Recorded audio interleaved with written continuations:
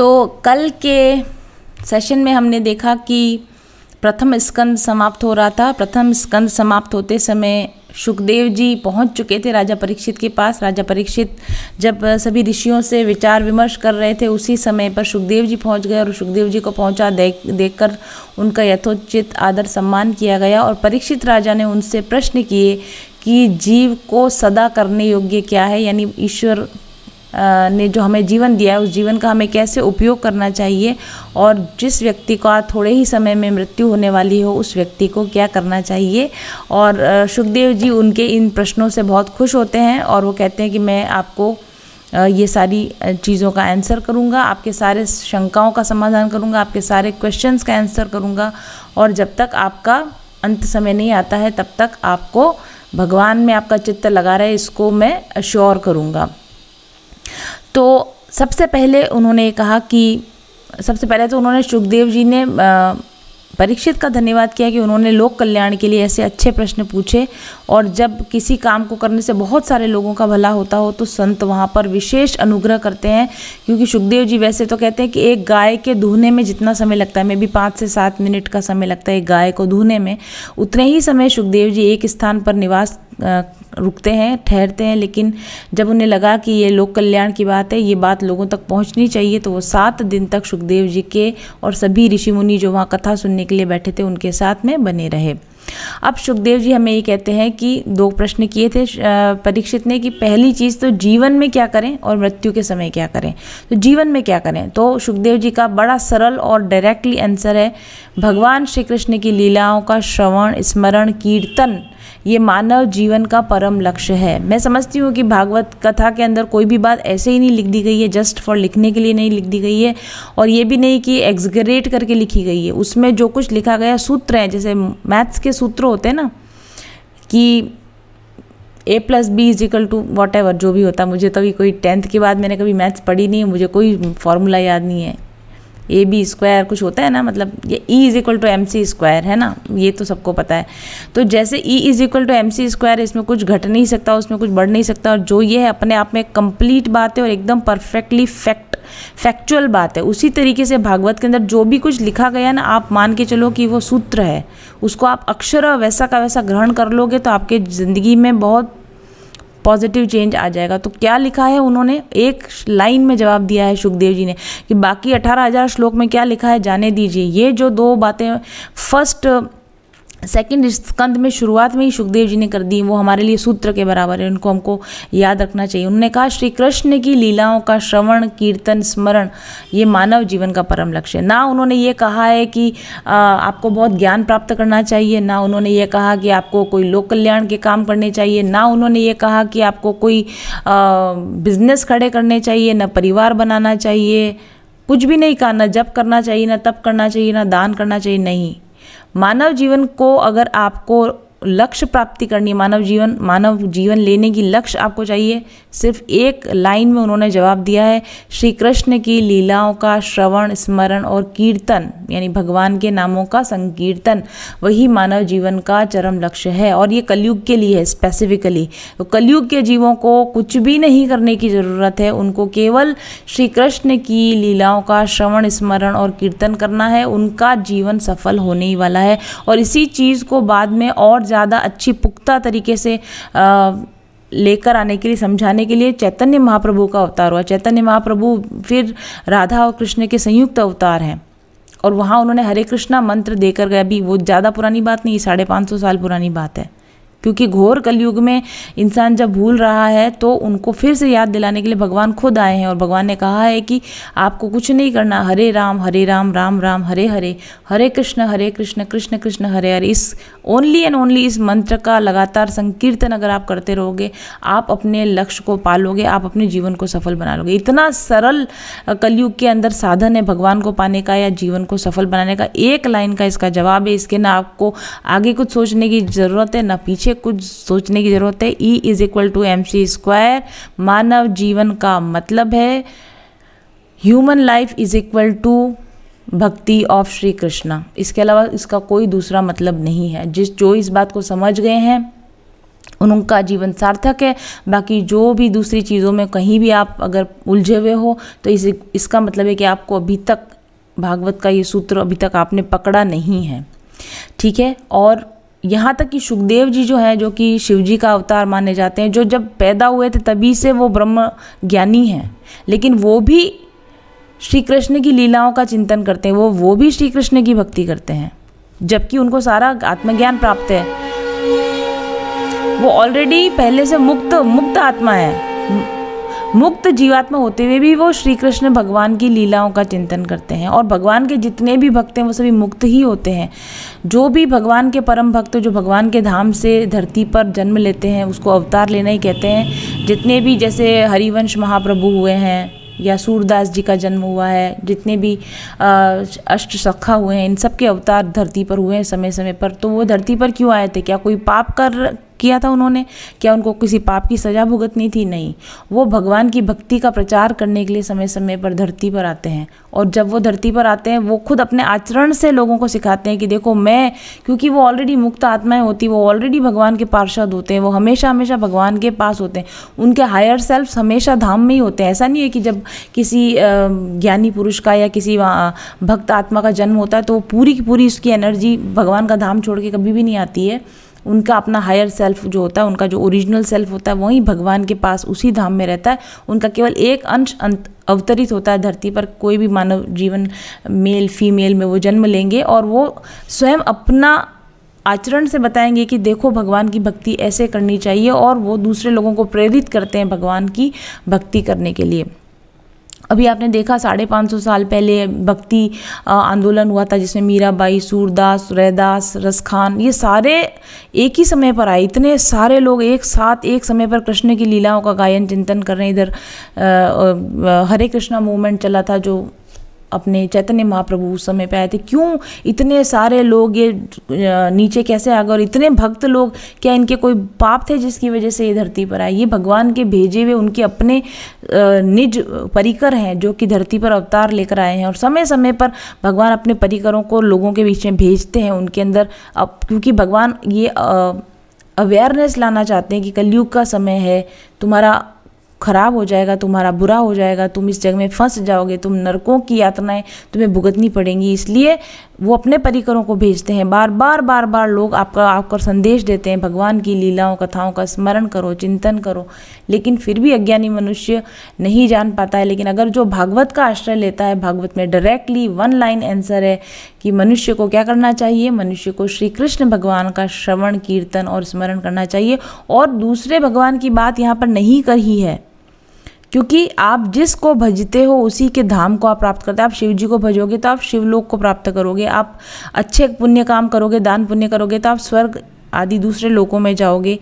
और अगर आप निराकार ब्रह्म की अगर आप उपासना करोगे तो आप ब्रह्म ज्योति में लीन हो जाओगे, ईश्वर की ज्योति में आप लीन हो जाओगे। लेकिन जो एक्चुअल भगवान का जो स्वरूप है, जो श्री कृष्ण भगवान का सर्वोपरि स्वरूप है, अगर आप उसको प्राप्त करना चाहते हो तो आपको श्री कृष्ण की ही भक्ति, उन्हीं की लीलाओं का स्मरण करना चाहिए। हम ये देखें कि सुखदेव जी जैसे, क्योंकि सुखदेव जी को भी कहा जाता है कि वो भी राधा रानी के शुक का अवतार है। राधा रानी का जो तोता है उसका अवतार माना जाता है। राधा रानी का तोता स्वयं महादेव जी हैं।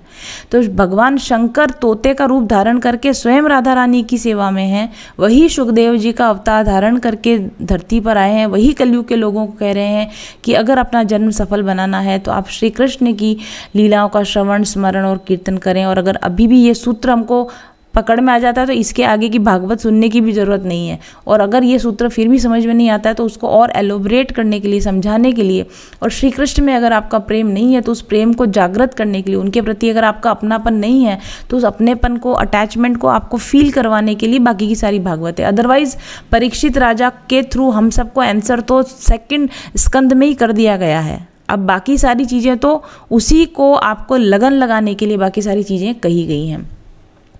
तो उन्होंने कहा कि भाई ज़िंदगी भर हम, जो सुखदेव जी अब इसी चीज़ को एलोबरेट कर रहे हैं कि सुखदेव जी कहते हैं कि हम अपना पूरा जीवन किस में बिता देते हैं, सांसारिक विषयों में लगा देते हैं। स्त्री है, मेरा पति है, मेरी पत्नी है, मेरा पुत्र है, ये मेरा परिवार, ये मेरा धन, हम इसी के अंदर ध्यान लगाते रहते हैं और भक्ति में हमारा ध्यान नहीं लग पाता। जबकि मनुष्य जीवन क्यों मिला है? भक्ति करने के लिए मिला है, भगवान का ध्यान करने के लिए मिला है। और जितने जितने जीवन में जितने जितने घंटे, जितने जितने मिनट आप भगवान का नाम ले रहे हो, भगवान की भक्ति कर रहे हो, बस उतना उतना आपका जन्म सार्थक है। और इसके अलावा जितना भी समय आप किसी भी और काम के अंदर लगा रहे हो, वो तो ऐसा है कि जैसे आप समय को व्यर्थ ही कर रहे हो। खाने पीने में, सोने में, धन कमाने में, जो भी आपका समय जा रहा है वो सब वेस्टेज ऑफ योर लाइफ है। यहाँ पर उन्होंने एक खटवांग राजा की, जो इक्ष्वाकु वंश के राजा थे, खटवांग राजा को एग्जाम्पल दिया है कि अगर सही तरीके से, उचित तरीके से भगवान की भक्ति की जाए तो 2 घड़ी के अंदर ही मुक्ति पाई जाती है। राजा खटवांग इक्ष्वाकु वंश के राजा थे। वो स्वर्ग में देवताओं की तरफ से युद्ध करने के लिए गए थे और वहाँ जाकर उनको जब पता चला कि अब मेरी लाइफ का केवल 48 मिनट, शायद 2 घड़ी कहते हैं उसको, 48 मिनट्स बाकी रह गए, तो तुरंत वापस सारा युद्ध वगैरह सब छोड़कर धरती पर आते हैं, तुरंत अपना दान, सारा धन वगैरह सारा दान कर देते हैं, राज्य का दान कर देते हैं। और 2 ही घड़ी 48 मिनट्स उनके पास बचते हैं, उसी में वो गंगा जी के तट पर जाते हैं। उस लास्ट मिनट में भगवान का ध्यान लगाते हैं। और क्योंकि पूरी ज़िंदगी वो बहुत बिजी रहे थे, बहुत बड़े राजा थे, उनको उतना भक्ति का भी समय नहीं मिला, उतना ध्यान करने का भी समय नहीं मिला, लेकिन लास्ट के 48 मिनट्स में जो उन्होंने भगवान का ध्यान किया, स्मरण किया, उसके बल पर उनको भगवान की प्राप्ति हो गई। तो वो यहाँ पर यही कह रहे हैं कि आपने जितना भी समय ज़िंदगी में भगवान के नाम के अंदर लगाया वही सार्थक है, अदरवाइज तो आपका टाइम वेस्ट ही है।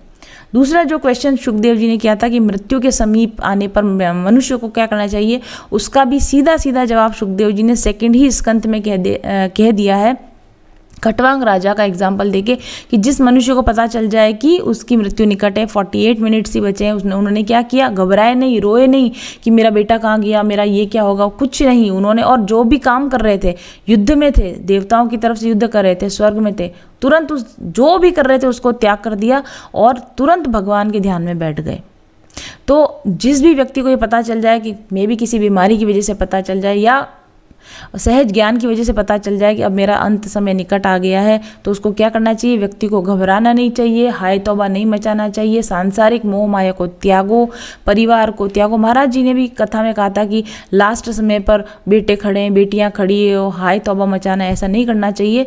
जिस व्यक्ति का अंत समय निकट है उसको ये सारे परिवार से, मोह माया एकदम से हट के, वो जो अपना आखिर का समय है उसमें उसको, जैसा कि सुखदेव जी बता रहे हैं कि उसको ओमकार का जाप करना चाहिए, ओम इस ध्वनि का जाप करना चाहिए और भगवान का श्री विग्रह का ध्यान करते करते करते अपने शरीर को त्याग देना चाहिए। मतलब आंख बंद करके ना किसी से बात करनी है, ना किसी से आपको कोई इंस्ट्रक्शंस देने।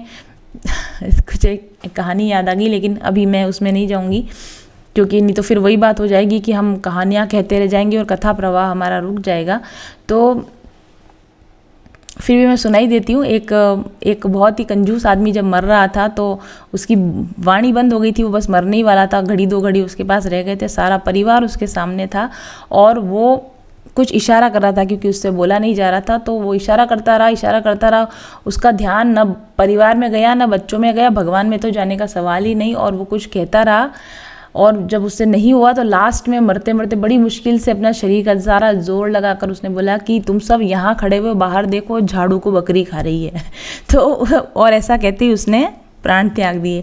यानी कि लास्ट समय पर लोगों का ध्यान कहीं भी जा सकता है, इसलिए आप अश्योर करो कि अंतिम समय में आप ये ना याद करो कि भाई मेरा सामान कहाँ गया, मेरे बच्चे कहाँ गए, मेरा घर का क्या होगा, परिवार का क्या होगा, वसीयत लिखी कि नहीं लिखी, ये धन किसको मिलेगा, वो धन किसको मिलेगा, घर किसको देके जाऊँ, जायदाद किसको देके जाऊँ, ये सारी चीज़ें आपको नहीं देखनी है।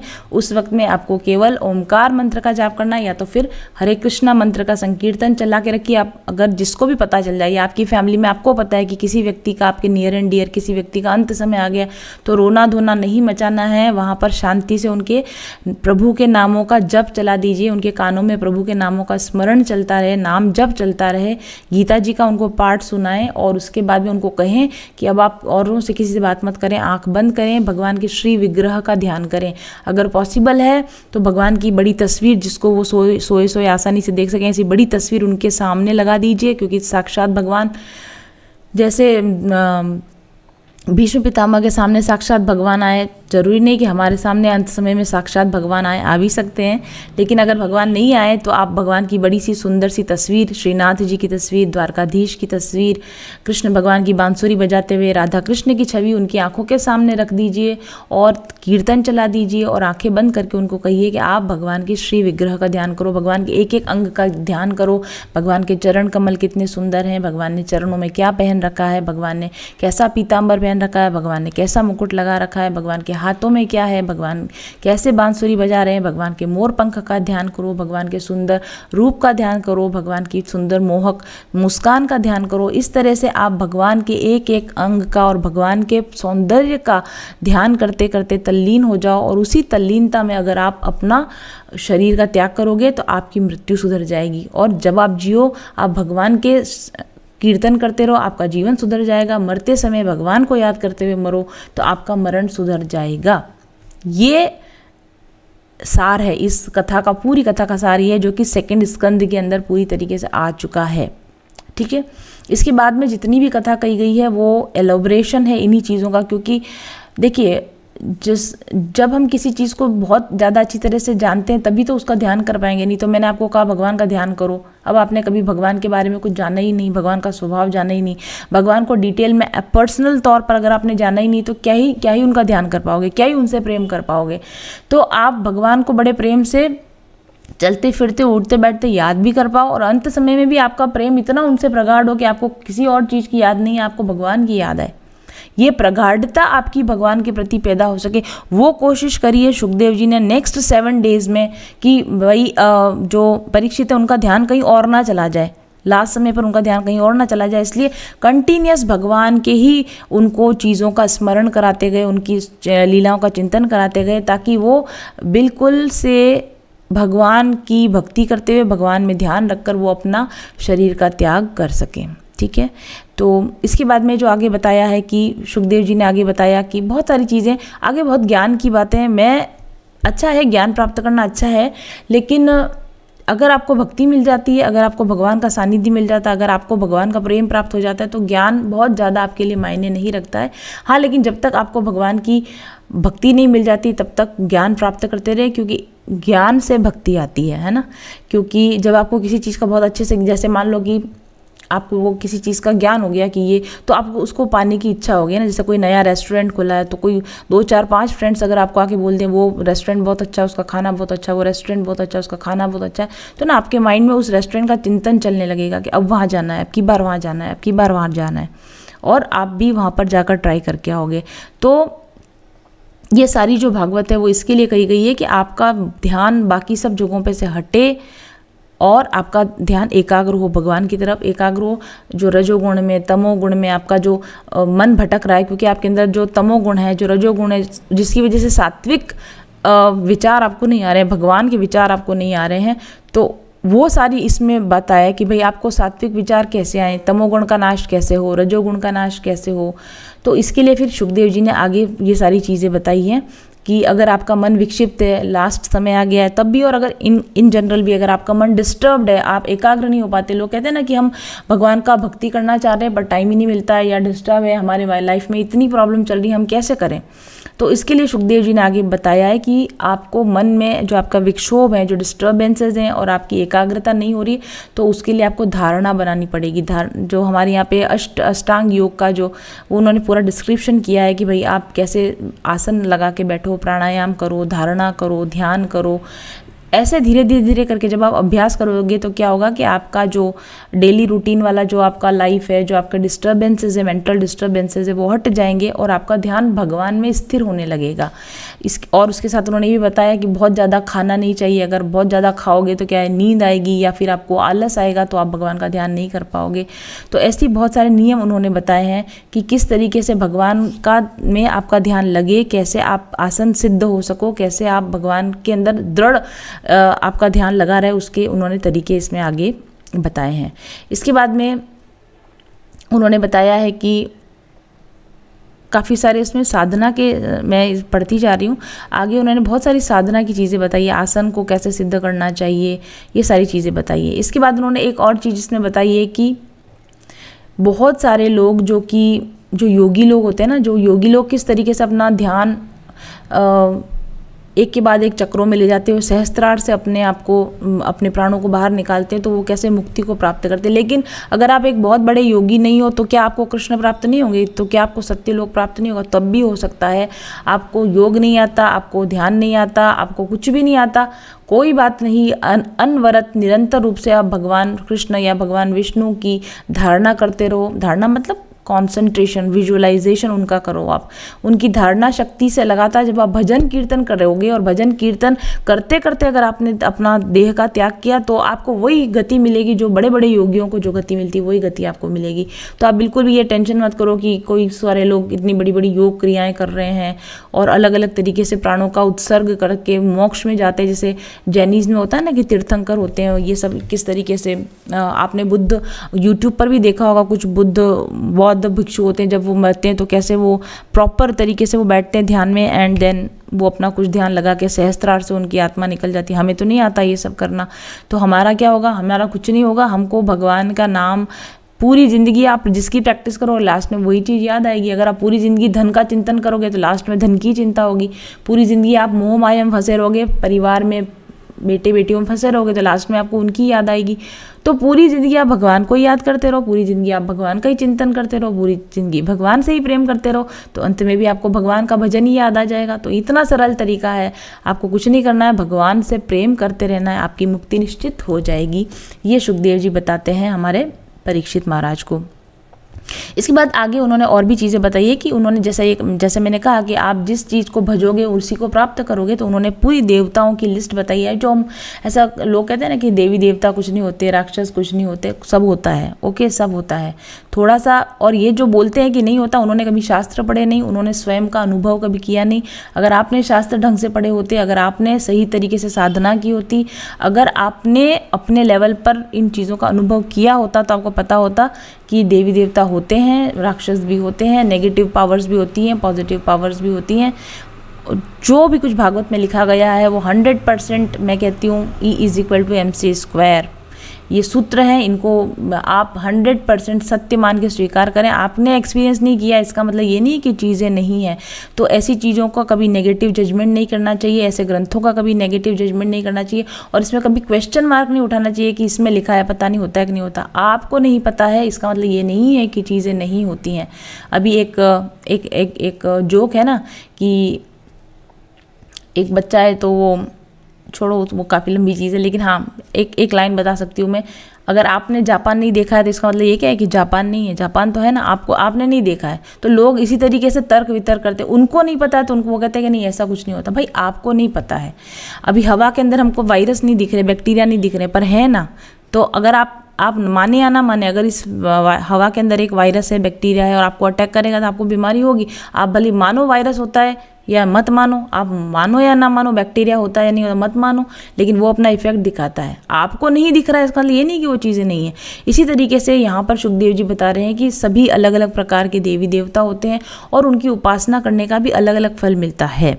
और उसमें काफ़ी इसमें लंबी लिस्ट दे रखी है। जैसे इंद्र देवता की उपासना करेंगे तो इंद्रियों की प्रबलता मिलेगी, अदिति की पूजा करेंगे तो प्रचुर धन्य मिलेगा, श्राद्ध देव की पूजा करेंगे तो लोकप्रियता मिलेगी, अग्नि की पूजा करने से तेज, माया देवी की पूजा करने से धन लक्ष्मी, ब्रह्मा की पूजा करने से स्वामित्व, रुद्र की पूजा करने से वीरता, वसु से ऐश्वर्य, वरुण से कोश, यज्ञ पुरुष से यश, यक्ष से विघ्ननाश, पितर से वंश वृद्धि, चंद्रमा से भोग विलास, बृहस्पति से ब्रह्म तेज, प्रजापति से संतान, विश्वदेव से राज्य, पृथ्वी से प्रतिष्ठा, गंधर्व से सौंदर्य, अश्विनी कुमार से आयु, उर्वशी से सुंदर पत्नी, पार्वती से दाम्पत्य प्रेम। ये हम करते हैं ना, पार्वती जी की आराधना करते हैं, है ना, वो इसी से आया।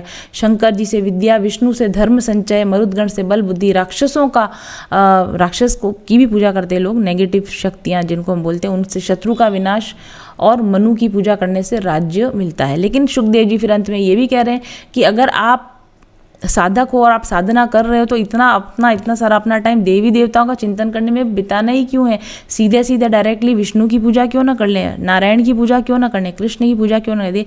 ये तीनों शक्तियाँ एक ही हैं, है ना। अभी मैं कभी आपको और डिटेल बताऊंगी श्री कृष्ण का स्थान क्या है, उसके बाद नारायण का स्थान क्या है, विष्णु का स्थान क्या है, बट दे आर, या राम का स्थान क्या है, they are one of the same thing. जिसमें आपकी ज़्यादा रुचि आप वो ले सकते हैं, नाम ले सकते हैं, but these energies are the supreme energies. तो आप सुप्रीम मतलब कहते हैं ना कि भाई आप चपरासी की पूजा या चपरासी को मनाओगे, जैसे अगर बॉस आपके कंट्रोल में है तो आपको चपरासी को पटाने की जरूरत नहीं पड़ेगी, है ना। तो उसी तरीके से अब छोटे मोटे देवी देवताओं की, राक्षसों की पूजा कर रहे हो तो ऐसा करने की बजाय डायरेक्टली भगवान नारायण को जपो, डायरेक्ट भगवान विष्णु को जपो।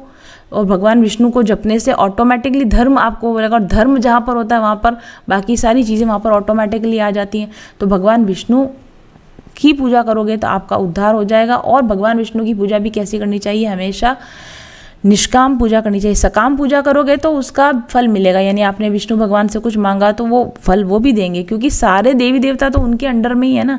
आप किसी एक देवी देवता की पूजा करोगे तो उनका वाला फल आपको मिलेगा, लेकिन आप विष्णु की पूजा करते हो तो आप मन में जो इच्छा रखते हो सारे डिपार्टमेंट्स उनके अंडर में आते हैं, तो आप जो कहोगे सारे डिपार्टमेंट के देवी देवता आपकी मनोकामना पूरी करेंगे।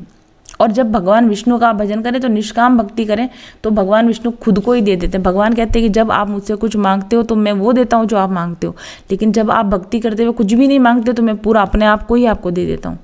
ठीक है, तो यहाँ पे सुखदेव जी कहते हैं कि श्री नारायण की उपासना करने से क्या क्या मिलता है। सत्संग मिलेगा, अच्छे लोगों का संग मिलेगा, दुर्लभ ज्ञान की प्राप्ति होगी और साधुओं के साथ रहने का, इंद्रियादि विषयों में जितनी भी आपकी आसक्ति वो धीरे धीरे आसक्ति खत्म होगी, आपकी इच्छाएं खत्म होगी, भक्ति मिलेगी, दृढ़ भक्ति मिलेगी और अंत में भगवान विष्णु का धाम ही प्राप्त होगा। तो इस तरीके से शौनक ये बात सब कर रहे हैं, यानी कि परीक्षित ने पूछा, उन्होंने जवाब दिया, सुखदेव जी ने जवाब दिया, यही सेम रिपीटेशन शौनक जी ने जब पूछा कि वहाँ दोनों के बीच में क्या संवाद हुआ था, तो ये आंसर फिर सूत जी ने वहाँ पर किया कि इस तरीके से सुखदेव जी का और परीक्षित का इस तरीके से संवाद चला। इसके बाद में राजा परीक्षित को जब पता चल गया कि अब देखो फर्स्ट ही दिन उनको पता तो चल ही गया था कि अब क्या करना है, लेकिन अब 7 दिन तो पास करने पड़ेंगे ना, और 7वें दिन उनको ये भी पता है कि मुझे भगवान में ही ध्यान लगा के रखना है। तो फिर क्या हुआ कि सुखदेव जी भी वहाँ अवेलेबल हैं और परीक्षित को भी पता है कि अब मुझे अगले 7 दिन भगवान में कंटिन्यूस ध्यान लगा कर रखना है। तो उसके लिए क्या करना पड़ेगा, तो नए सवाल पूछते गए, है ना, और ताकि भगवान की चर्चा होती रहे, ताकि भगवान में ध्यान लगा रहे। तो आंसर तो उनको पहले ही दिन मिल गया था, वो चाहते तो बोल सकते थे ओके ठीक है अभी मैं भजन करूंगा, संकीर्तन करूंगा, लेकिन नहीं, उन्होंने भजन और संकीर्तन से भी ज़्यादा महत्व किसको दिया, सत्संग को महत्व दिया। क्योंकि भजन और संकीर्तन में भी विक्षेप आ सकता है, क्योंकि मन है हमारा भटक सकता है, लेकिन अगर आप साधुओं के संग में बैठे, वो 7 दिन तक सुखदेव जी के संग में क्यों बैठे रहे, ताकि उनका भगवान से कहीं भी विक्षेप हो तो वो इतने बड़े संत उनके साथ बैठे हैं कि वो उनका मन लगातार भगवान में लगा के रखें। तो भगवान का संकीर्तन करना जरूरी है, भगवान का मनन करना जरूरी है, उससे ज़्यादा जरूरी है कि आप सत्संग करें, उससे ज़्यादा जरूरी है कि आप भक्तों का संग करें, क्योंकि आपका मन आपको धोखा दे सकता है, आपका मन आपका विक्षेप करवा सकता है, लेकिन अगर साधुओं का संग है, अगर भक्तों का आपके पास संग है, आप कहीं भी डाइवर्ट करोगे अपने माइंड को तो वो आपका माइंड खींच के कहाँ ले आएंगे, वापस भगवान के अंदर आपको मन ले आएंगे। तो ये बहुत समझदारी की बात कही परीक्षित ने, उनको दोनों बातों के जवाब मिल गए थे। उनके पास 7 दिन थे, वो चाहते तो भजन कीर्तन में लग सकते थे, भजन मंडली को बुला लेते, इतने बड़े राजा थे और लगातार ध्यान करते थे, पर उन्होंने क्या चुना कि मैं बात करता रहूँगा, मैं भगवान की चर्चा करता रहूँगा, मैं क्वेश्चन पूछता रहूँगा और सुखदेव जी उसका आंसर करते रहेंगे। और ठीक समय पर जब उनको तक्षक नाक काटने वाला था उसके कुछ देर पहले उन्होंने उस सत्संग को बंद करवाया सुखदेव जी ने, और प्रॉपर तरीके से जो तरीका उन्होंने अभी पहले बताया था कि कैसे आसन लगाना है, कैसे धारणा करनी है, ऐसे करके उन्होंने भगवान में उनका ध्यान स्थिर करवाया परीक्षित का, और उनकी मुक्ति हुई।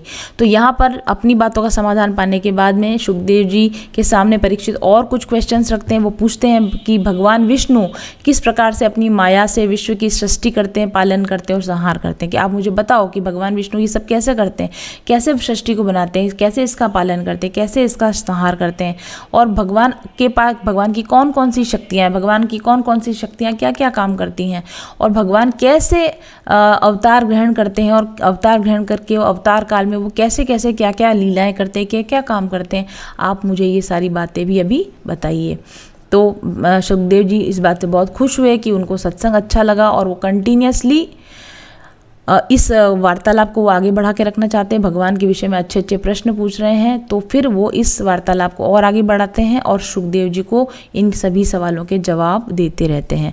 तो आगे की जो हमारी कथा है उसके अंदर सुखदेव जी ने क्या क्या सुंदर सुंदर लीलाओं का वर्णन किया, अवतारों का वर्णन किया, सृष्टि क्रम का वर्णन किया, और परीक्षित बड़े प्यार से उसको सुनते रहे। और राजा परीक्षित ने जब क्वेश्चन किया तो पहले ये क्वेश्चन किन्होंने किया था और वो क्वेश्चन का किन्होंने आंसर किया था, इसका रेफरेंस देते हुए सुखदेव जी बताते हैं।